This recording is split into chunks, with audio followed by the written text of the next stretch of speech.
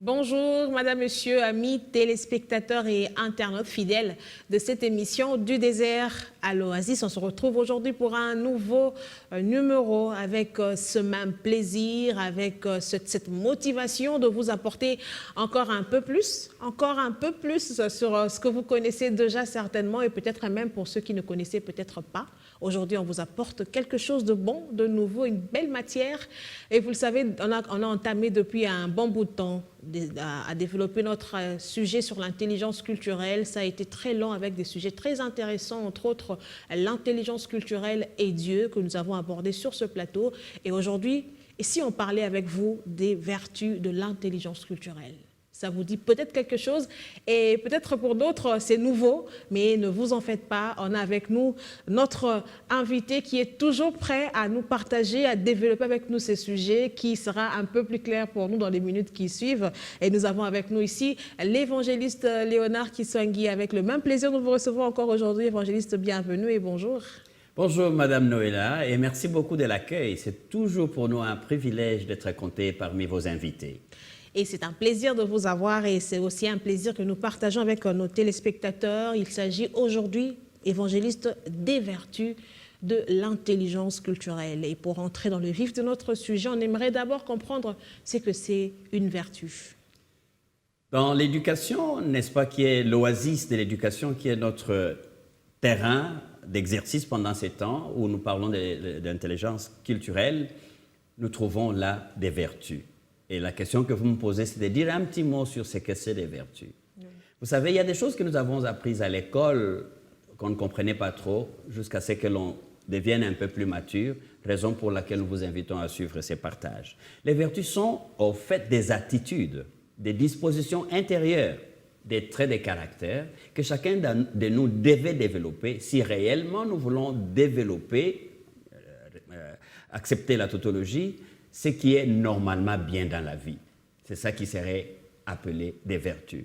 Mais n'oubliez pas que l'opposé des vertus serait des vices.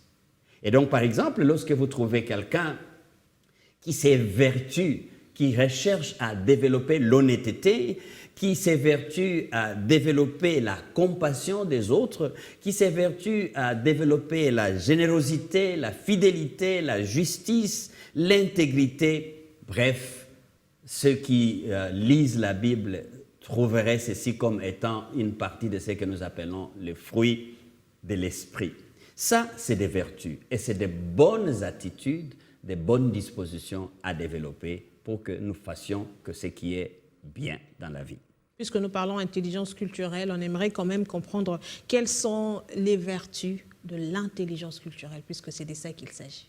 Commençons par ce que j'aime bien appeler élément clé, qui est le caractère transformé.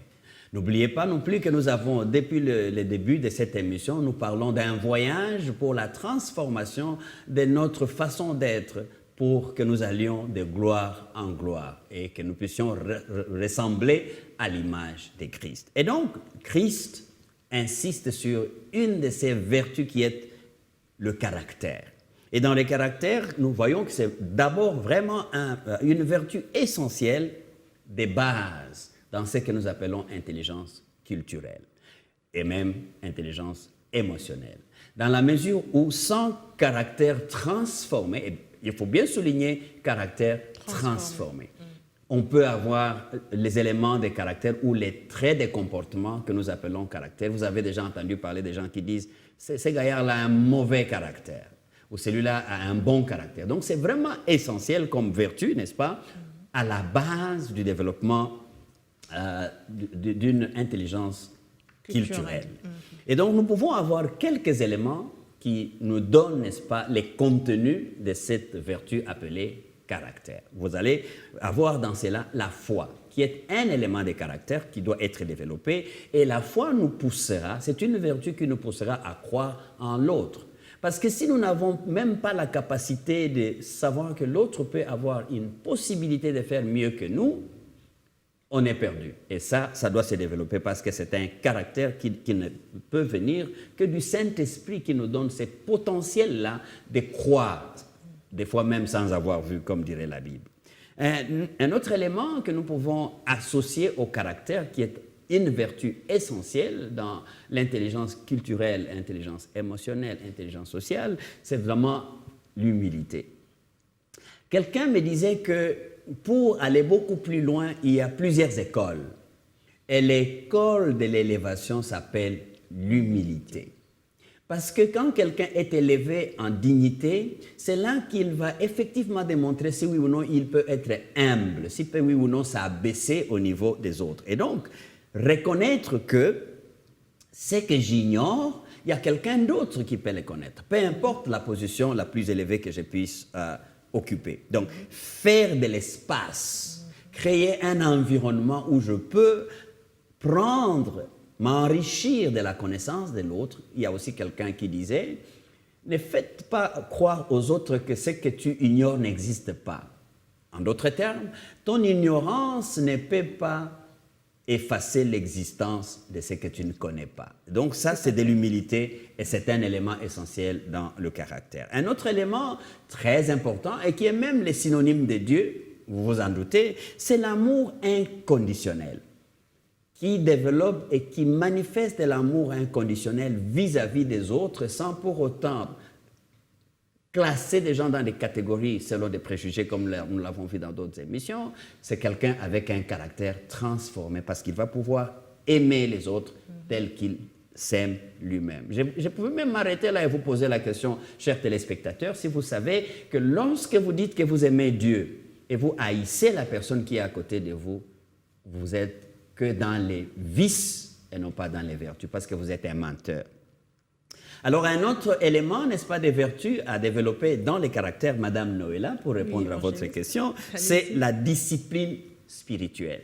Vous comprenez, Madame Noëlla, que comme nous parlons de l'amour qui est un caractère de Dieu, l'amour qui est le synonyme de Dieu, pour développer toute autre vertu, il nous faut une discipline. Il faut donc travailler à sa manière d'être connecté à Dieu à travers la prière, à travers la parole et à travers l'adoration, pourquoi pas avec les autres quand on se met ensemble. Et voilà, Madame Noëlla, le peu qui ne limite pas la liste, mais qui donne une ouverture pour que nous comprenions qu'il y a des vertus dans les caractères qu'il faut se développer avec. Voilà, je rappelle à ceux qui viennent de nous rejoindre qu'aujourd'hui, nous parlons dans le cadre de votre émission du désert à l'Oasis des vertus de l'intelligence culturelle. Et tout à l'heure, l'évangéliste il a un peu essayé de parler d'une des vertus qui était le caractère transformé. Dans le caractère, il a parlé de la foi, de l'humilité, de l'amour inconditionnel et de la discipline. Et l'évangéliste, après le caractère transformé, y aurait-il une autre vertu de l'intelligence culturelle? Mais Madame Noël a bien entendu que oui. Je parlerai à ce niveau de l'apprentissage à vie. C'est une vertu. Si vous vous souvenez, nous parlons de l'oasis de l'éducation, qui est cette oasis qui nous permet de nous former et on peut se former pas toujours de manière classique, mais aussi de manière informelle, de manière non formelle. D'où nous parlons de l'apprentissage, n'est-ce pas, dans l'oasis de l'éducation. Et l'apprentissage pour nous doit être à vie, ça doit être continu. Si vous voulez vraiment aller beaucoup plus loin de manière très intentionnelle et très stratégique, il faut apprendre aussi à apprendre. Okay. Ce n'est pas une tautologie, c'est une répétition. Suivez-moi très bien, il faut apprendre à apprendre. Parce que ça s'apprend, n'est-ce pas? Si vous apprenez ce qui est nécessaire dans la vie, vous allez comprendre que vous n'apprenez pas que à l'école, mais vous allez aussi apprendre auprès des autres. Et déjà, le caractère de l'humilité qui vous rabaisse au niveau des autres vous fera donner de l'espace pour que vous disiez que vous pouvez aussi apprendre. Vous connaissez jusqu'à un niveau, comme la Bible dit, nous connaissons en partie. Et la partie que vous ne connaissez pas, c'est la partie que l'autre connaît. Et donc, vous pouvez apprendre de cette manière-là, n'est-ce pas, en donnant de l'espace aux autres, parce que les éléments culturels qui sont les vôtres vous limitent dans une zone. Mais il y a des éléments culturels qui sont dans l'autre zone qui n'est pas la vôtre. Quand vous les apprenez, ça vous donne de l'équilibre. Et c'est pourquoi nous sommes donc obligés de rester ouverts pour apprendre. La Bible ne dit-elle pas, Madame Noëlla, pour ceux qui nous suivent et qui lisent la parole de Dieu, qu'un cœur intelligent acquiert la connaissance et l'oreille des sages recherche la connaissance. Vous me disiez que ceci était où? Bien entendu, c'est dans la Bible. Moi, j'ai trouvé ça dans ma Bible et dans le livre des Proverbes au chapitre 18, le verset 15. Donc, bien aimé, la vertu sous étude ici, Madame Noëlla, c'est l'apprentissage continu et ça va ouvrir votre cœur pour apprendre ce que vous n'avez pas, mais ça va aussi ouvrir votre intelligence pour que, en plus de ce que vous connaissez, vous puissiez ajouter ce que vous ne connaissiez pas.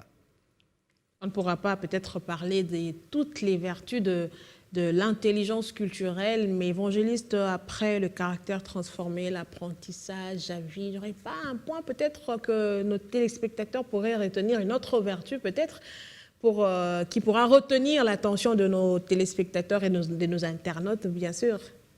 Chers téléspectateurs, vous avez vraiment cette dame-là qui est l'avocat pour vous. Mais je vais vous ajouter une vertu qu'elle m'a demandé à votre intention, c'est la flexibilité. La flexibilité, au fait, est la capacité de s'adapter aux autres cultures que votre propre culture.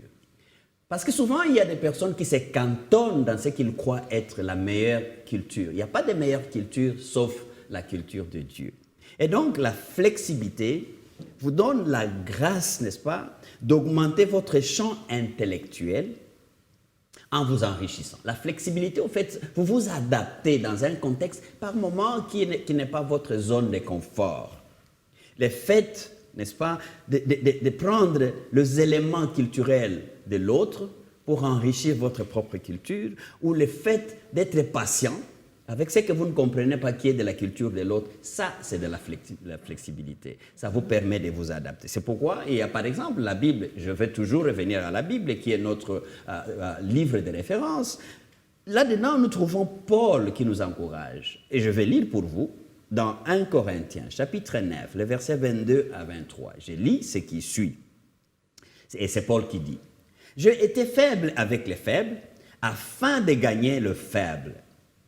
Je me suis fait tout à tous, afin d'en sauver de toute manière quelques-uns. J'ai fait tout à cause de l'Évangile, afin d'y avoir part. » Vous pouvez vérifier ça, comme je l'avais dit, dans 1 Corinthiens, chapitre 9, 23 à 29. En deux petits mots, ça veut dire que la flexibilité vous permet de ne pas être comme diraient les Quinois, chez nous là-bas à Kinshasa, si vous nous suivez à partir du Gabon, je vous salue. Et je vous salue aussi vous qui nous suivez au Burkina Faso. C'est donc ici, à partir de chez nous, à Kinshasa, il y a des gens qui disent, ce jeune homme-là, il est carré. C'est-à-dire qu'il est statique, comme un monument. Ce qu'il croit, il le croit comme un béton. Encore un vocabulaire de chez nous là-bas. Les bétons, nous aimons les bétons parce que toutes nos routes sont bétonnées. Alors, il y a Madame Tina qui dit, Madame Tina conclut en disant que la flexibilité, c'est une valeur qui vous permet d'aller un peu plus loin dans votre façon de faire. Parce que si vous prétendez posséder l'intelligence totale, absolue, ceci vous empêchera d'aller plus loin dans les rapports culturels. Mais si vous voulez aller beaucoup plus loin, il faut ouvrir l'œil, il faut ouvrir l'oreille pour ne serait-ce qu'écouter et voir ce qui se passe en dehors de ce qui est probablement de votre propre contexte culturel. Et l'apôtre Jacques, pour terminer, nous dit, si quelqu'un d'entre vous manque de la sagesse, parce que probablement vous vous êtes dit, mais jusqu'aujourd'hui vous étiez carré, il doit vous avoir peut-être manqué de la sagesse. Jacques vous ouvre une porte en disant, vous pouvez la demander à Dieu. Et Dieu vous donnera la sagesse qui vous permettra d'être flexible. Parce que la flexibilité, c'est aussi de la sagesse, n'est-ce pas? Qui vous permet de pénétrer les autres sans trop de frustration. Alors, vous pouvez, dit Jacques, que vous, lorsque vous la demandez à Dieu, il vous la donnera librement et il ne va pas vous reprocher, il ne va pas vous appeler ignorant, mais au contraire, il vous donnera ce qui vous manque avec joie. Je rappelle que cette liste des vertus de l'intelligence culturelle n'est pas exhaustive. Évangéliste, on a pris l'essentiel qu'on a pensé être très important et très intéressant, nécessaire pour vous, chers téléspectateurs et internautes. Nous avions parlé du caractère transformé, de l'apprentissage et de la flexibilité. J'ai compris qu'il n'y a pas de caractère sans apprentissage, pas d'apprentissage sans caractère. En fait, c'est comme une chaîne, pas l'un sans l'autre, d'où c'était important pour nous de vous le donner comme matière aujourd'hui qui vous sera très utile pour votre vie en société. Évangéliste, après toutes ces vertus de l'intelligence culturelle, après avoir expliqué aussi clairement à nos téléspectateurs ces vertus de l'intelligence culturelle, on a l'impression que ça appartenait à une certaine catégorie de personnes, entre guillemets, ceux-là qui ont reçu Christ dans leur vie, ou bien c'est à la portée de tous? Mais cette dernière question pour finir, Madame Nola, est très capitale. Parce que nous parlons de l'intelligence culturelle qui est la sagesse. Il n'y a pas que ceux qui sont dans une catégorie spirituelle qui ont droit à cette connaissance ou à cette dimension, n'est-ce pas, de notre éducation, qui est donc les vertus. C'est donné à quiconque. Et d'ailleurs, ça c'est même les vrais mots. Pour ceux qui ne les connaissaient pas parce qu'ils n'appartenaient pas à Christ, ils ont droit à ces chapitres. Et c'est aussi pour ça que cette émission a droit d'exister pour vous. Et en conclusion, évangéliste, qu'est-ce que vous pouvez dire à nos téléspectateurs après une très bonne nourriture, je dois dire ça comme ça, une nourriture qu'on vous a servi sur un bon plat?